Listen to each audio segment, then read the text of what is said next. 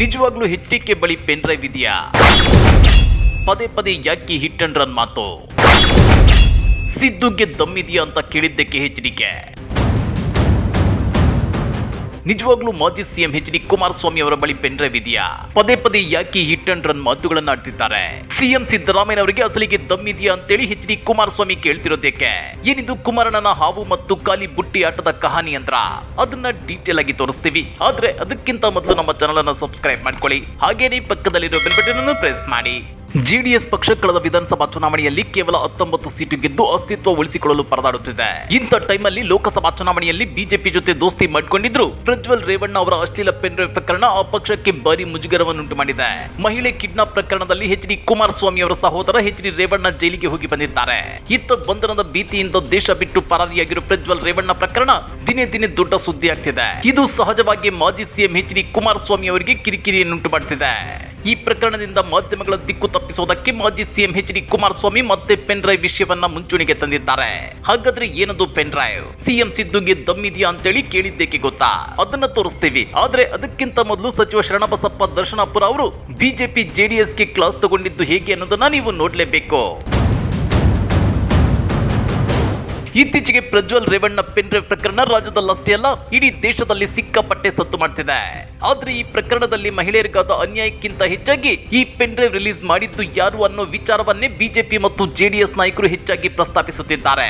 ಜೊತೆಗೆ ಈ pen drive ಬಿಡುಗಡೆಯ ಹಿಂದೆ DCM DK ಶಿವಕುಮಾರ್ ಕೈವಾಡ ಇದೆ ಅಂತೇಳಿ ಆರೋಪಿಸುತ್ತಿದ್ದಾರೆ. ಇದಕ್ಕೆ ಭರ್ಜರಿ ತಿರುಗೇಟು ಕೊಟ್ಟಿರುವ ಸಚಿವ ಶರಣಬಸಪ್ಪ ದರ್ಶನಾಪುರ ಅವರು ಪ್ರಜ್ವಲ್ ರೇವಣ್ಣ ಅವರು DCM DK ಶಿವಕುಮಾರ್ ಅವರ ಮಾತು ಕೇಳಿ ಸೆಕ್ಸ್ ವಿಡಿಯೋ ಮಾಡ್ಕೊಂಡ್ರ ಅಥವಾ DK ಶಿವಕುಮಾರ್ ಏನ್ ಎಲ್ಲಾ ಹೆಣ್ಣು ಮಕ್ಕಳ ಸೆಕ್ಸ್ ವಿಡಿಯೋ ಮಾಡಿಕೋ ಅಂತ ಹೇಳಿದ್ರ ಅಥವಾ DK ಶಿವಕುಮಾರ್ ಅವರೇ ವಿಡಿಯೋ ಮಾಡುದ್ರ ಅಂತೇಳಿ ಖಡಕ್ ಪ್ರಶ್ನೆ ಕೇಳಿದ್ದಾರೆ. ಪ್ರಜ್ವಲ್ ರೇವಣ್ಣ ವಿಡಿಯೋ ರೆಕಾರ್ಡ್ ಮಾಡಿಕೊಂಡು ಈಗ ಬೇರೆಯವರ ಮೇಲೆ ಹಾಕುತ್ತಿದ್ದಾರೆ. ಈ ವಿಡಿಯೋ ಬಿಡುಗಡೆ ಮಾಡಿದವರು ಯಾರು? ಎಷ್ಟು ಹೆಣ್ಣು ಮಕ್ಕಳ ವಿಡಿಯೋ ಮಾಡಿದ್ದಾರೆ? ನೇಹಾ ಹಿರೇಮಠ್ ಕೊಲೆಯಾದಾಗ ಬಿಜೆಪಿ ಮತ್ತು JDS ನವರು ಆರೋಪಿಗಳನ್ನ ಎನ್ಕೌಂಟರ್ ಮಾಡಬೇಕು ಎಂದ್ರು. ಈಗ ಬಿಜೆಪಿ JDS ನವರು ಎಲ್ಲಿದ್ದಾರೆ? ಪ್ರಜ್ವಲ್ ನನ್ನ ಎನ್ಕೌಂಟರ್ ಮಾಡಿ ಅಂತ ಯಾಕೆ ಹೇಳುತ್ತಿಲ್ಲ? ಸಾಮಾನ್ಯ ಜನರಿಗೆ ಒಂದು ನ್ಯಾಯ, ದೊಡ್ಡವರಿಗೆ ಒಂದು ನ್ಯಾಯನ ಅಂತೇಳಿ ಹಿಗ್ಗಮುಗ್ಗ ವಾಗ್ದಾಳಿ ನಡೆಸಿದ್ದಾರೆ. ಆದ್ರೆ ಇಂಥ ಪ್ರಶ್ನೆಗಳಿಗೆ ಮಾಜಿ ಸಿಎಂ HD ಕುಮಾರಸ್ವಾಮಿ ಜಾಡ ಮೌನ ಅನುಸರಿಸುತ್ತಿದ್ದಾರೆ. ಬದಲಿಗೆ ಪ್ರಜ್ವಲ್ ರೇವಣ್ಣ ಪೆನ್ ಡ್ರೈವ್ ಪ್ರಕರಣವನ್ನ ಸೈಲೆಂಟ್ ಮಾಡಿ ರಾಜ್ಯ ಸರ್ಕಾರದ ಮೇಲೆ ಮತ್ತೊಂದು ಪ್ರಕರಣವನ್ನ ಮುನ್ನೆಲೆಗೆ ತರೋಕೆ ಪ್ಲಾನ್ ಮಾಡ್ತಿದ್ದಾರೆ. ಅದರಂತೆ ಈ ಹಿಂದೆ ರಾಜ್ಯ ಸರ್ಕಾರದಲ್ಲಿ ಟ್ರಾನ್ಸ್ಫರ್ ದಂಧೆ ನಡೆಯುತ್ತಿದೆ ಅಂತೇಳಿ ಆರೋಪಿಸಿದ್ದ HDK ತಮ್ಮ ಬಳಿ ಪೆನ್ ಡ್ರೈವ್ ದಾಖಲೆ ಇದೆ ಅಂತೇಳಿ ಮಾಧ್ಯಮಗಳ ಮುಂದೆ ಹೇಳಿಕೆ ಕೊಟ್ಟಿದ್ರು.